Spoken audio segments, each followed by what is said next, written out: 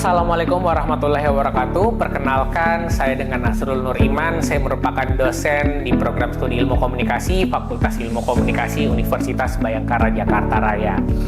Dalam melakukan pengajaran, saya menggunakan metode DEI, Delivery, Interaction, dan Assessment pada salah satu mata kuliah yang saya ampu, yaitu Teori Komunikasi dengan bobot 3 SKS.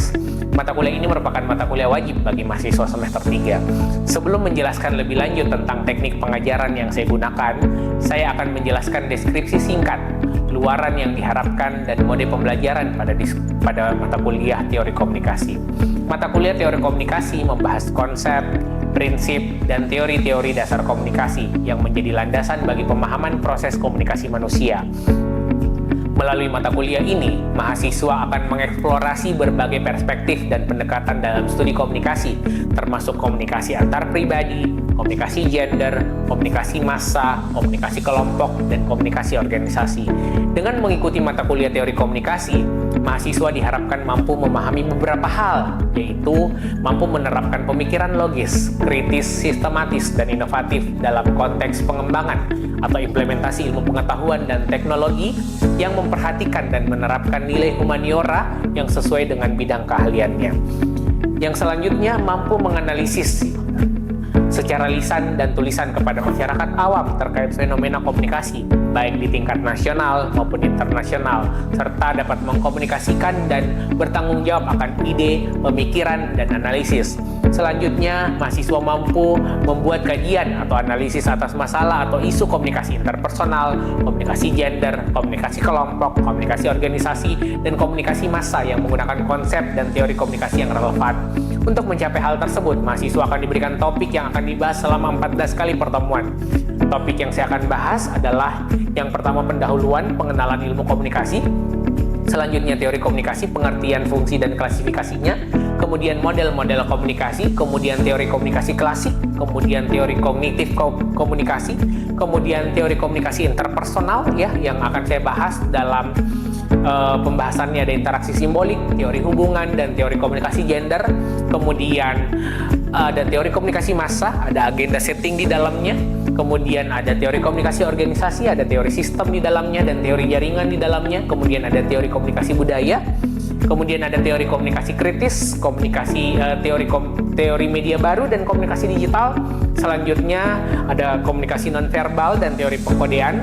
Dan selanjutnya teori konstruksi realitas sosial, Berger and Lachman, dan kemudian pada pertemuan 14 kita akan melakukan integrasi teori komunikasi, yaitu bagaimana aplikasi dalam penelitian dan praktik. Selanjutnya saya akan menjelaskan teknik pengajaran saya menggunakan metode DEI. Yang pertama ada delivery. Bagaimana saya menyampaikan perkuliahan kepada mahasiswa. Terdapat dua strategi yang saya gunakan, yaitu penyampaian menggunakan modul. Modul yang saya gunakan berjudul teori komunikasi adalah modul yang saya susun untuk kepentingan proses pembelajaran yang berisi materi-materi pembelajaran. Strategi kedua yang saya lakukan adalah pembahasan studi kasus di kelas. Saya meminta mahasiswa untuk membahas case study dengan ketentuan setiap mahasiswa harus mengemukakan analisis dan pendapatnya untuk didiskusikan di kelas. Saya menggunakan cara ini untuk menggali kemampuan berpikir kritis mahasiswa serta mendorong mahasiswa untuk berani berpendapat.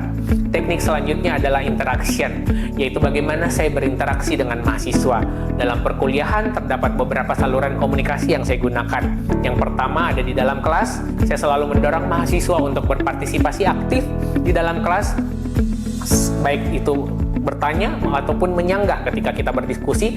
Kemudian terjadi proses komunikasi dua arah dengan mahasiswa. Yang kedua, saya menggunakan media WhatsApp sebagai media di luar kelas, sehingga mahasiswa dapat langsung mengajukan pertanyaan apabila ada terlupa ketika perkuliahan berlangsung di kelas, dan kita dapat berdiskusi di grup tersebut. Yang ketiga, saya menggunakan email dan Google Classroom untuk berdiskusi dan memberikan feedback terhadap proyek atau tugas yang mahasiswa kerjakan. Terakhir adalah metode assessment, yaitu bagaimana saya menilai mahasiswa. Pada setiap pertemuan, saya menjelaskan apa materi saya. Pada saat perkuliahan pertama, saya menjelaskan kontrak perkuliahan yang kemudian akan kami sepakati bersama antara pengajar dan mahasiswa. Di dalam kontrak perkuliahan tersebut terdapat penjelasan mengenai bagaimana saya menilai, bagaimana pembobotan penilaian terhadap mahasiswa sehingga dapat dipastikan bahwa mahasiswa mengetahui proses penilaian dan dapat mempersiapkan diri agar mendapat nilai yang memuaskan. Selanjutnya, saya akan memberikan cuplikan pengajaran saya pada mata kuliah teori komunikasi secara offline. Assalamualaikum warahmatullahi wabarakatuh. Waalaikumsalam warahmatullahi wabarakatuh. Selamat siang teman-teman mahasiswa semester 3 ya. Kita kembali lagi di mata kuliah teori komunikasi di pertemuan keberapa kita hari ini? Ya, baik. Kemarin di pertemuan kelima kita ada tugas ya. Apakah sudah dikumpulkan teman-teman? Sudah. Kumpulkan di mana ya? Oh, di Google Classroom ya. Di prakteknya ya, tugasnya. Oke, boleh. Saudara Raisa,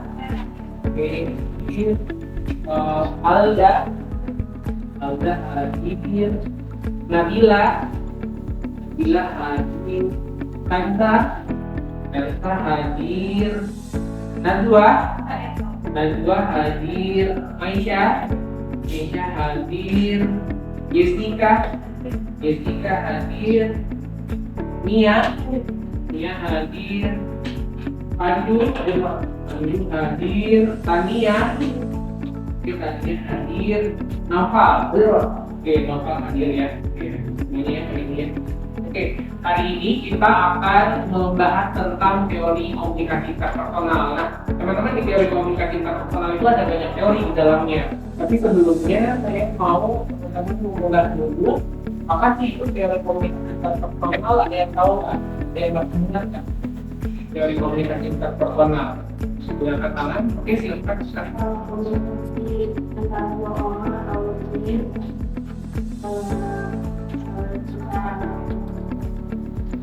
Komunikasi dua orang secara verbal. Ada lagi yang tahu tentang komunikasi interpersonal? Boleh silakan. Percakapan intim antara satu orang dengan orang lain. Oke, benar. Ada lagi? Boleh silakan Kak. Proses transformasi kemudian perasaan baik secara verbal maupun secara tatap muka.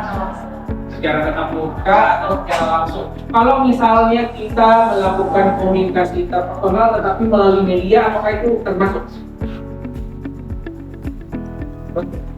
Ya, kan? Tapi dua orang aja ya. Oke. Nah, pada pertemuan ini Arthur akan menjelaskan tentang 3 teori besar ya dalam ranah teori komunikasi interpersonal. Yang pertama yang teori simbolik, yang kedua yaitu teori hubungan, dan yang ketiga adalah teori komunikasi dan gender. Nah, ini secara garis besar ya, teman-teman bisa lihat di slide. Jadi teori komunikasi interpersonal adalah kerangka konseptual yang digunakan untuk menjelaskan dan memahami bagaimana individu berinteraksi dan bertukar informasi. Ya, seperti jawaban kamu tadi udah betul. Nah, teori-teori ini untuk menjawab pertanyaan tentang bagaimana sih hubungan terbentuk, ya. Terus bagaimana makna diciptakan dan bagaimana konflik diselesaikan dalam interaksi tatap muka ataupun media, ya. Tadi 2. Jadi boleh tatap muka dan boleh melalui media. Nah, interaksi simbolik. Kalau interaksi simbolik bagian dari teori komunikasi interpersonal ini. Jadi interaksi simbolik masuk dalam ranah kajian komunikasi interpersonal. Kalau interaksi simbolik itu kerangka berpikir sosiologis yang sangat relevan dalam memahami bagaimana manusia berinteraksi satu dengan yang lain, terutama melalui simbol, ya. Jadi ini digagas oleh George Herbert Mead dan kemudian dikembangkan oleh Herbert Blumer. Jadi teori ini berpendapat bahwa masyarakat dan diri atau konsep diri terbentuk melalui interaksi simbolik. Kemudian teori hubungan ini secara general dulu ya. Teori hubungan dalam komunikasi interpersonal berfokus pada bagaimana individu membentuk, mengembangkan, mempertahankan, dan mengakhiri hubungan mereka melalui proses komunikasi. Nah, ini yang akan kita bahas lebih dalam pada pertemuan ini, yaitu kajian komunikasi dan gender adalah bagian dari ilmu komunikasi yang mengkaji interaksi antar peran gender. Jadi peran gender itu ada maskulinitas dan feminitas dan identitas gender lainnya dengan berbagai bentuk komunikasi. Nah, kita masuk ke interaksi simbolik ya, teman-teman. Nah, teori interaksi simbolik itu mengatakan bahwa manusia itu bertindak berdasarkan makna. Jadi, kita itu bereaksi langsung terhadap stimulus atau realitas fisik, melainkan terhadap makna yang kita berikan pada stimulus tersebut. Makna ini bersifat subjektif. Jadi kita langsung memaknai seperti yang Pak Asul biasa jelaskan, bahwa kita langsung melihat orang secara fisik, ya, secara fisik itu maknanya apa, terus itu bersifat subjektif. Jadi kita nggak lihat nih, kita nggak bereaksi terhadap stimulus, tapi kita bereaksinya pada makna yang kita berikan pada stimulus tersebut. Kemudian dalam interaksi simbolik kaitannya dengan pembentukan itu ada pembentukan diri atau self atau konsep diri kita. Jadi masing-masing dari teman-teman ini punya self konsep masing-masing, punya konsep dirinya masing-masing yang tidak lahir begitu saja, melainkan itu terbentuk melalui interaksi dengan orang lain, dengan apa teman, dengan siapa teman, dengan keluarga yang kehidupan di keluarga bagaimana, itu yang membentuk konsep diri kita ya. Bahkan biasanya penelitian menunjukkan bahwa apa yang kita baca itu juga membentuk konsep diri kita. Jadi kita melihat diri kita, bagaimana kita membayangkan orang lain melihat kita. Jadi ada yang namanya teori looking glass self dari Bertrand Pulley ya. Ini kaitannya juga dengan psikologi. Kemudian kalau interaksi simbolik berkaitannya itu ada shared meaning atau pemahaman bersama, di mana komunikasi interpersonal akan berhasil jika kita berusaha menciptakan pemahaman makna yang sama atas simbol-simbol yang digunakan. Kegagalan komunikasi sering terjadi karena perbedaan interpretasi memaknai simbol. Jadi misalnya ada orang yang pakai baju hitam, ketika dia pakai baju hitam, kemudian kita sama-sama memaknai bahwa mereka lagi berduka. Itu kan kesepakatan karena pengalaman kita ketika misalnya di Indonesia ada orang yang meninggal misalnya itu menggunakan pakaian hitam. Padahal bisa saja bukan karena bertamu, bukan karena meninggal, tapi karena memang dia suka warna hitam, gitu ya. Itu karena perbedaan pemahaman ini, jadi harus ada pemahaman bersama. Kemudian interaksi simbolik dalam komunikasi interpersonal itu bersifat dinamis, artinya proses interaksi simbolik itu proses yang dinamis, makna dan diri terus berkembang seiring dengan interaksi baru dan pengalaman hidup ya. Tadi pengalaman hidup, jadi misalnya ketika kita main, misalnya kita berlesiran gitu ke luar negeri, teman-teman akan menemukan sesuatu yang berbeda misalnya. Atau jangan deh, kalau misalnya di Indonesia aja ya, kalau misalnya di daerah Jawa nih kita melihat bendera kuning, itu artinya apa? Ada orang meninggal ya. Kalau di kampung Pak Aslon itu bukan bendera kuning, tapi bendera putih. Ya, beda. Jadi ada permainan simbol. Jadi misalnya ketika di Jawa, di Jabodetabek ada bendera kuning berarti sedang berduka, tapi kalau di Makassar malah benderanya kayaknya warna putih. Gitu. Jadi ada perbedaan di tiap daerah, makanya dia bersifat dinamis. Kemudian kita masuk ke teori selanjutnya, itu teori hubungan. Teori hubungan ini juga punya bermacam-macam teori ya teman-teman. Nah, teori ini menjelaskan bagaimana interaksi verbal dan non-verbal, kemudian bagaimana pengungkapan diri, manajemen konflik dan negosiasi kebutuhan, mempengaruhi kualitas dengan dan perjalanan sebuah hubungan. Nih, ada teori penetrasi sosial yang dikembangkan oleh Erwin Altman dan Dalmas Taylor. Jadi penetrasi sosial ini mengungkapkan bahwa bagaimana sih keintiman berkembang dalam hubungan melalui proses self-disclosure atau pembukaan diri yang bertahap seperti empat. Teori ini menjelaskan bahwa setiap kita dari manusia itu ada seperti lapisan bawang kan punya berlapis-lapis ya. Nah itu tergantung pembukaan diri kita bersama teman kita misalnya, sama keluarga ataupun dalam relasi perpacaran misalnya ya, pada teori ini. Kemudian ada teori pengurangan ketidakpastian ya. Ini diungkapkan oleh Charles Berger dan Richard. Teori ini menyatakan bahwa ketika individu pertama kali bertemu, mereka merasakan ketidakpastian ya, dan termotivasi untuk menguranginya melalui komunikasi. Seperti contoh yang tadi, saya bisa minus nggak ya makanannya. Tapi untuk mengurangi ketidakpastian itu, saya menguranginya dan termotivasi untuk bertanya. Kemeja, kamu minus nggak? Nah, melalui komunikasi, baik secara pasif atau mengamati doang ataupun aktif untuk cari informasi dari pihak ketiga. Ini tadi umumnya gitu ya. Ataupun saya langsung melalui komunikasi yang interaktifnya, nanya aja deh, ini minus nggak ya? Katanya bagus soalnya. Kemudian, nah ini yang akan kita jelaskan lebih jauh tentang teori komunikasi dan gender. Ini juga bagian dari komunikasi interpersonal karena ini mengkaji bagaimana gender mempengaruhi komunikasi tatap muka atau hubungan pribadi seperti keluarga atau pertemanan, kemudian negosiasi dan resolusi konflik. Contohnya ya, bagaimana pola percakapan orang tua dengan anak laki-lakinya ataupun anak perempuannya itu pasti berbeda.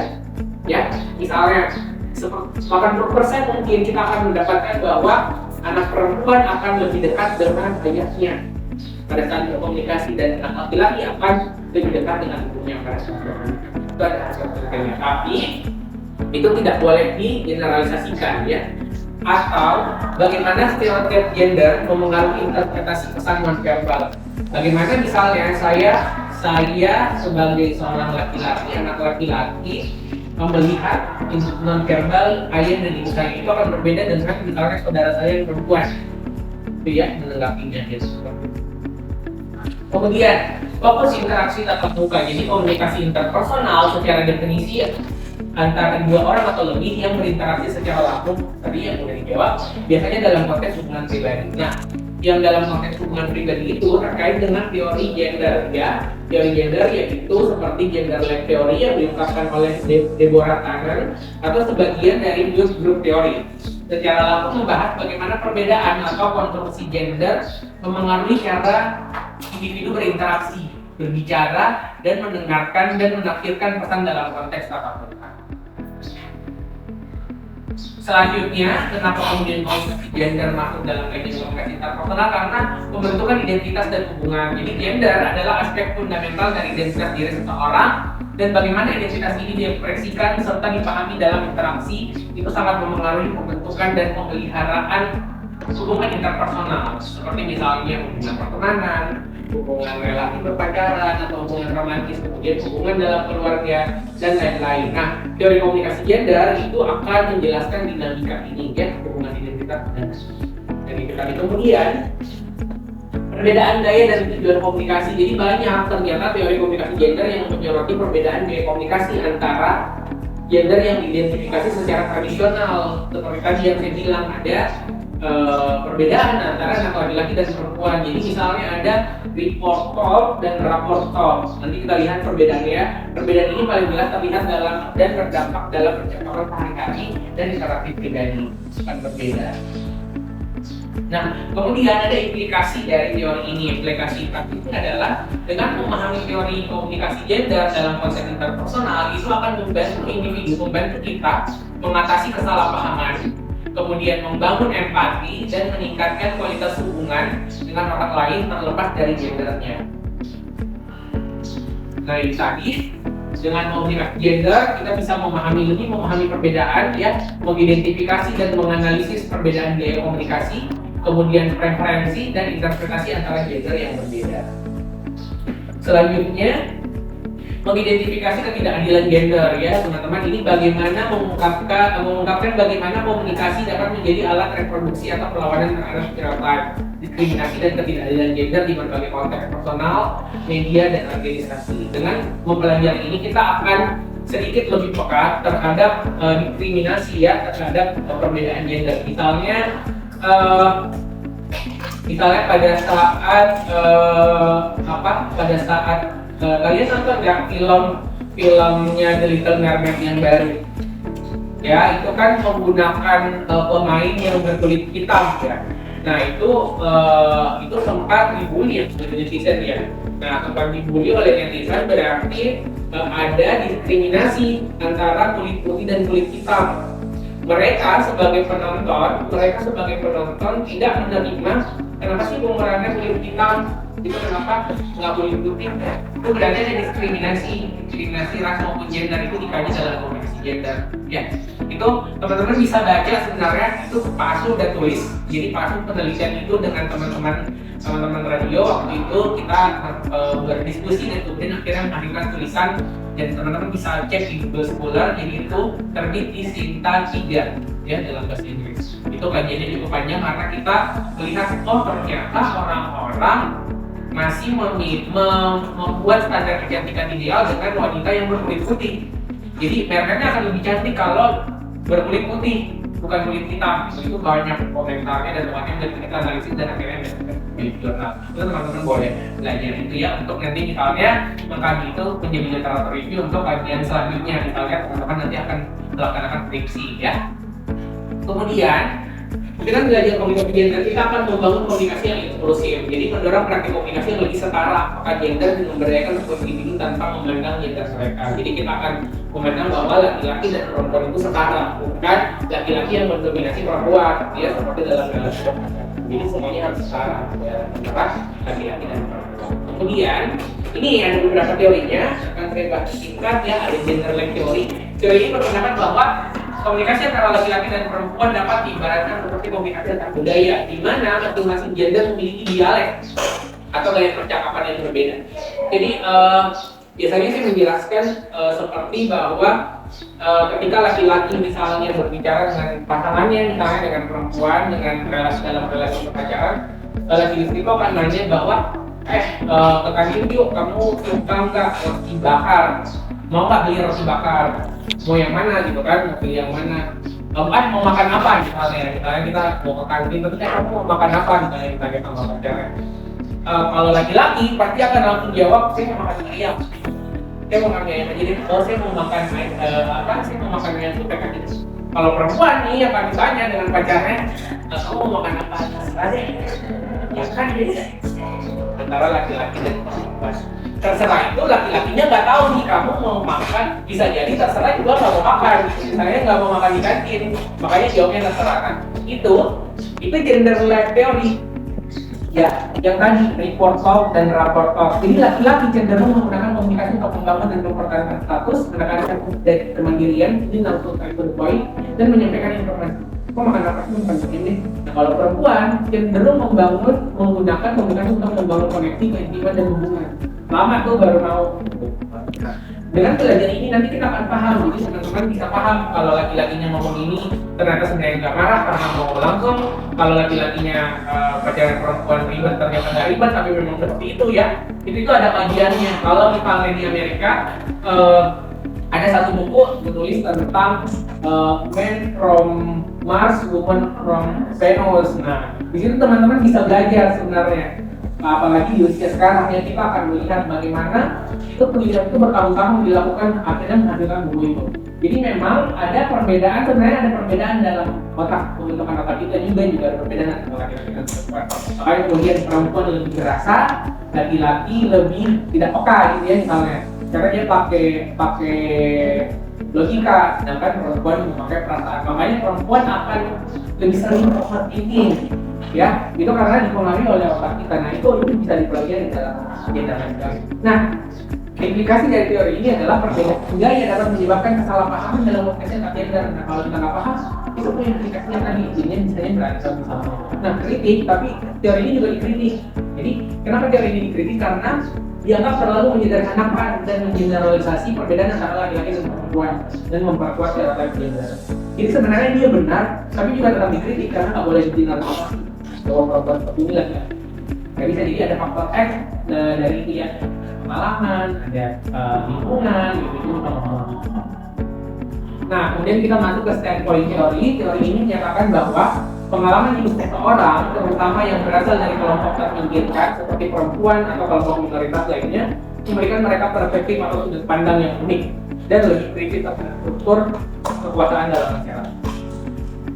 Nah, ini katanya perempuan sebagai kelompok yang secara historis sering terpinggirkan, memiliki sudut pandang yang berbeda dalam memahami dunia komunikasi dibanding laki-laki. Perspektif ini dapat mengungkapkan bias-bias tersembunyi yang mungkin tidak terlihat dari sudut pandang dominan. Ya, jadi perempuan sebenarnya adalah gender kelas kedua. Kenapa saya bilang kelas kedua? Karena dari zaman, baik kalau teman-teman lihat sejarahnya, dari revolusi revolusi Prancis, revolusi Inggris itu memang laki-laki yang berjuang di medan perang ya. Kemudian implikasinya adalah menyoroti pentingnya mendengarkan suara-suara dari kelompok yang kurang berdaya untuk mendapatkan pemahaman yang lebih lengkap dan akurat tentang. Ada lagi yang ingin bertanya, Kak? Silakan. Ya, boleh silakan. Ini udah teori pertukaran sosial dan pekerjaan untuk teori tujuannya itu Teori pertukaran sosial ya, silakan. itu di teori itu memang kayak hubungan manusia itu sifatnya transaksional gitu ya Pak? Ya, pertukaran sosial. Dia menganggap seperti itu. Jadi teori pertukaran sosial itu menganggap reward and cost. Jadi saya akan Ada hubungannya dengan itu? ya, saya akan backup sama kamu kalau misalnya kamu baik sama saya atau ada kamu beri saya remote berapa sih cost berapa. Jadi ini kayak teori bisa dipakai itu sebagai transaksi ekonomi. Jadi mereka melihat bahwa hubungan interpersonal saya dan kamu ya itu layaknya transaksi ekonomi, ya. Dengan transaksi ekonomi misalnya misalnya dalam hubungan laki pacaran kan kamu bayar makan, saya bayar nonton istilah gitu. Ini bisa masuk. Jadi misalnya kalian mau mengkaji tentang relasi berpacaran, terus salah satunya ada transaksi ekonomi, itu bisa masuk apakah anak setara atau apakah laki-laki calon pacar Anda menganut split bill atau enggak, gitu kan? Gitu. Oke, itu ya pertanyaannya menarik. Jadi kalau berbicara komunikasi interpersonal itu sebenarnya sangat menarik. Banyak hal yang sangat menarik. Ada lagi kan? Udah ya? Oke, cukup kuliah kita pada hari ini. Tugasnya sudah ya, minggu lalu dikumpulkan di Google Classroom. Absennya juga sudah. Saya berharap teman-teman belajar lagi untuk persiapan UTS ya, karena sebentar lagi mau UTS. Sekian dan terima kasih. Semoga bermanfaat materi pada hari ini. Sekian dan terima kasih. Assalamualaikum warahmatullahi wabarakatuh.